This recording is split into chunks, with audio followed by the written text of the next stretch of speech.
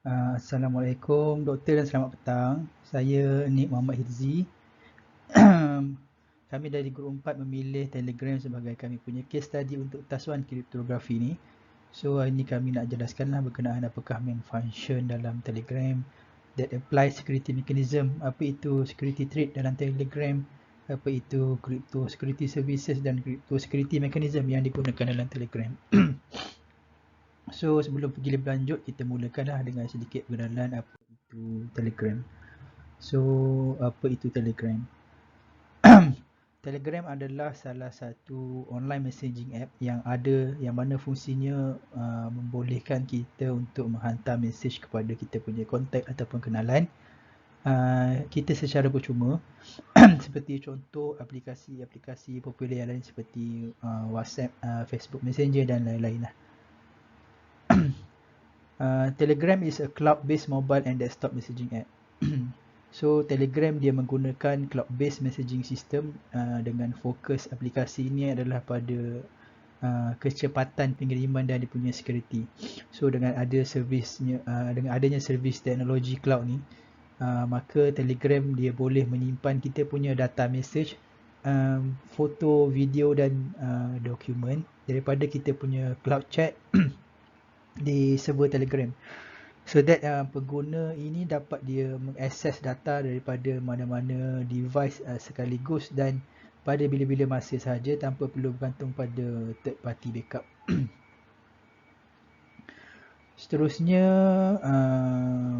semua data yang disimpan di server Telegram semuanya telah disulitkan ataupun encrypted, dan dia punya kunci penyulitan ni dalam setiap kes disimpan di beberapa pusat data lain lah. So that dengan cara ini local engineers ataupun penceroboh fizikal dia tidak boleh mendapatkan akses kepada kita punya data. Untuk makluman, server Telegram ni dia distribute worldwide kerana untuk mengurangkan bebanan data dengan 5 pusat data di region yang berbeza. Manakala dia punya operational center dia based di Dubai, UAE. Seterusnya, Telegram juga dia menyediakan panggilan voice call dan video call yang encrypted, end-to-end encrypted, dan optional end-to-end encrypted ada di secret chat serta perkongsian file dan beberapa ciri lain lagi lah. So ia dilancarkan untuk iOS pada 14 Ogos 2013 dan di Android pada Oktober 2013.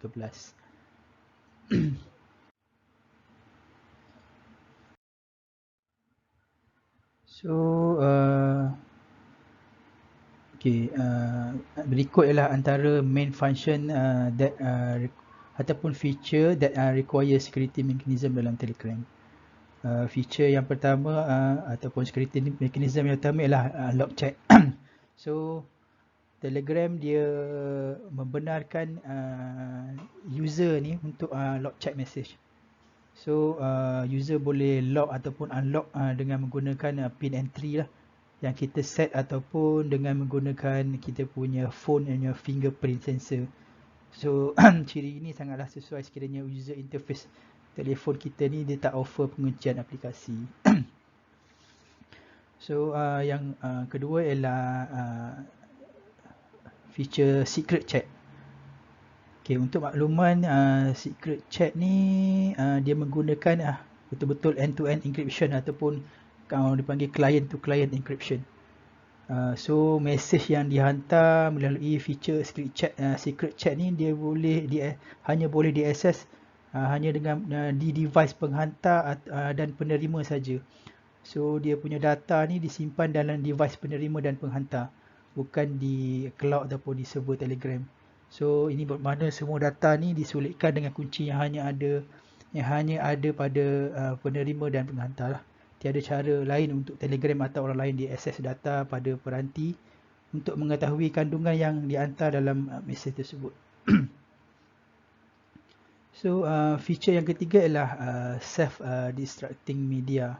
So self-destructing media ni dia macam auto delete lah. Maksudnya feature ni membolehkan kita untuk kita set kita punya masa ataupun timer lah berapa lama video atau image yang kita hantar dekat ni dia akan expired. Kita tetapkan masa, contohnya dalam masa sejam media kita punya image ataupun apa-apa dia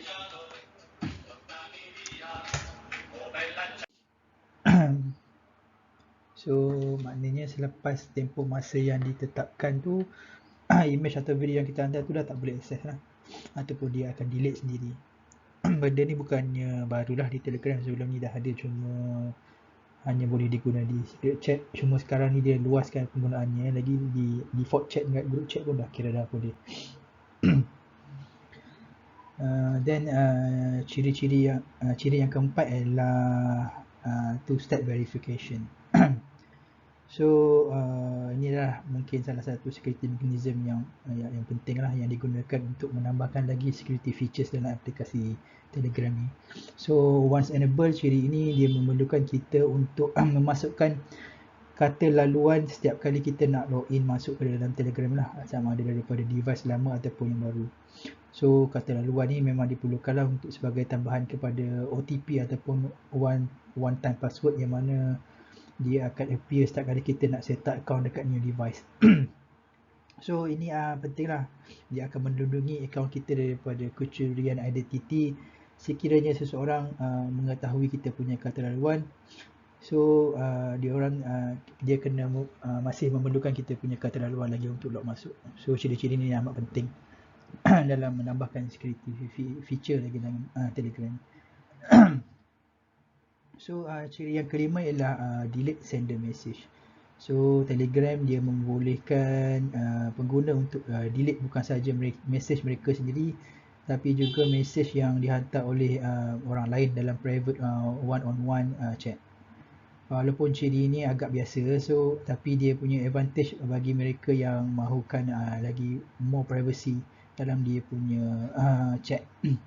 So dia juga sangat sesuai jika device satu pihak tu dicuri. So dia membolehkan kita clearkan message lah dekat device lagi satu. So ciri yang terakhir adalah ciri untuk delete my account timer. Ciri ini dia membolehkan kita untuk delete kita punya account jika kita punya account ni tak aktif untuk satu jangka masa lah. Contohnya jika kita tetapkan dalam masa 6 bulan, jika account ni tak aktif, so dia automatic akan delete kita punya account. So sekian saja daripada saya. Untuk seterusnya saya akan serahkan kepada Muhammad Syauqi. Terima kasih. Assalamualaikum dan salam sejahtera. Saya Muhammad Syauqi bin Cik Umar. Pada part ini saya akan menerangkan tentang security threats terhadap aplikasi Telegram. Salah satu threat terbesar pada Telegram adalah malware. Jutaan pengguna terdedah kepada ancaman baru yang berniat jahat mengeksploitasi Telegram dengan mensasarkan perisian hasad ataupun malware yang sangat berbahaya.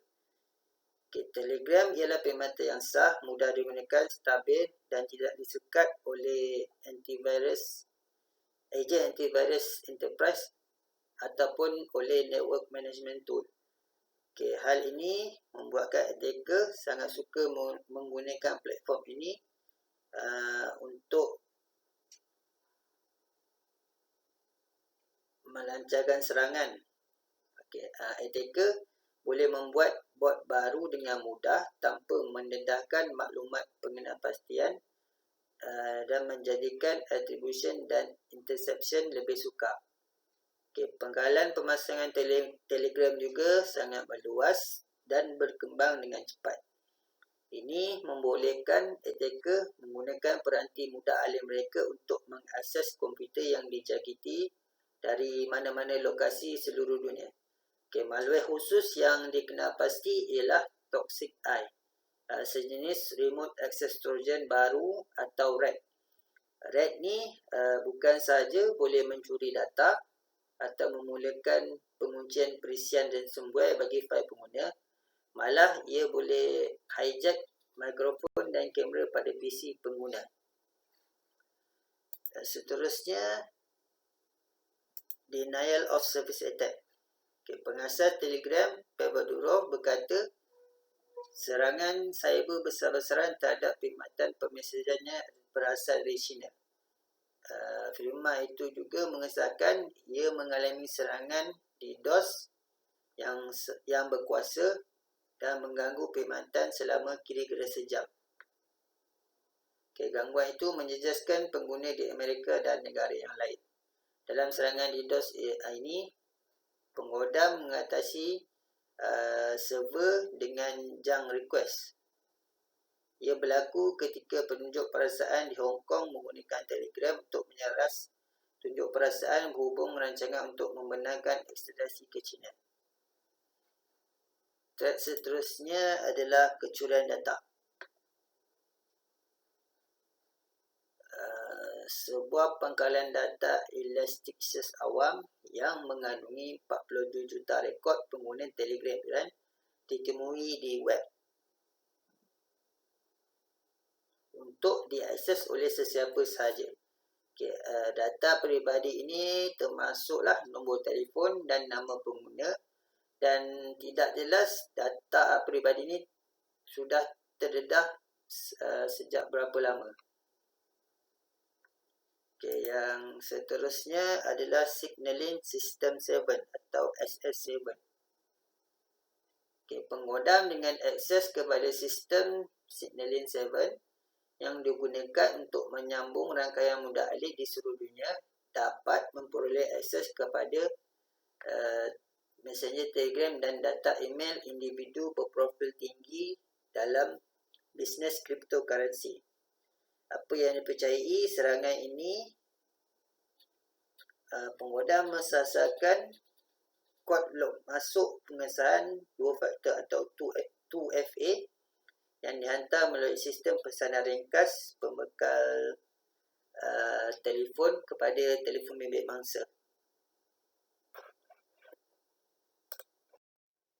Diagram pada slide ini akan menerangkan bagaimana cyber attack terhadap Telegram dilancarkan.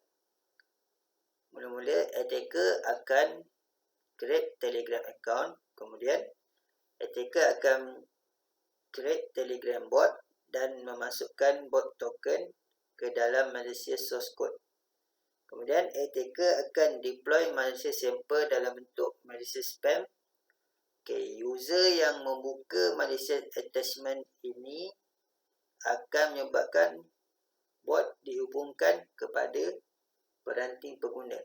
Apabila bot telah dihubungkan kepada peranti pengguna, Telegram telah tersedia sebagai sistem command dan control terhadap produk-produk malicious ini. Sekian. Terima kasih. Assalamualaikum warahmatullahi wabarakatuh dan salam sejahtera. Nama saya Fahmi. Untuk bahagian ini saya akan terangkan atau kongsikan cryptography services yang ditawarkan oleh Telegram. Secara umumnya Telegram menawarkan dua jenis services, iaitu secret chat dan juga voice call. So secret chat ni perlu di enable lah antara penghantar juga penerima, baru dia boleh gunalah. So secret chat ni adalah satu fungsi yang mana dia memberi satu perlindungan yang secara maksimum, privacy yang maksimum, iaitu apabila penerima dan juga penghantar dan penerima menggunakan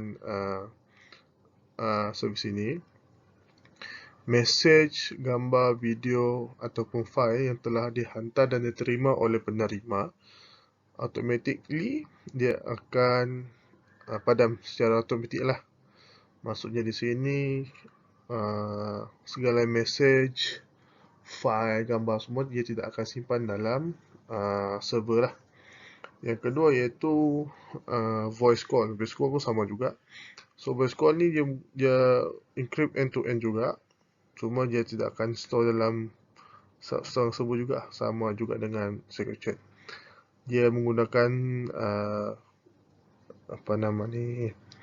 protokol MT Proto. MT Proto ni didevelop sendiri oleh Telegram dan tidak digunakan mana-mana aplikasi lah.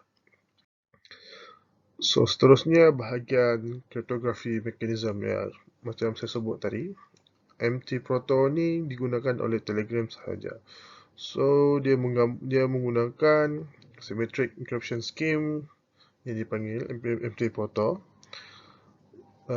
Protokol ini dibangunkan oleh Nikolai Durov dan juga tim Telegram lah. Dia menggunakan 256-bit symmetric advanced encryption standard encryption, RSA encryption, dan juga Diffie-Hellman key exchange. Diffie-Hellman key exchange ni maksudnya ni satu proses sharing shared key lah, satu cara nak macam mana jadinya shared key itulah.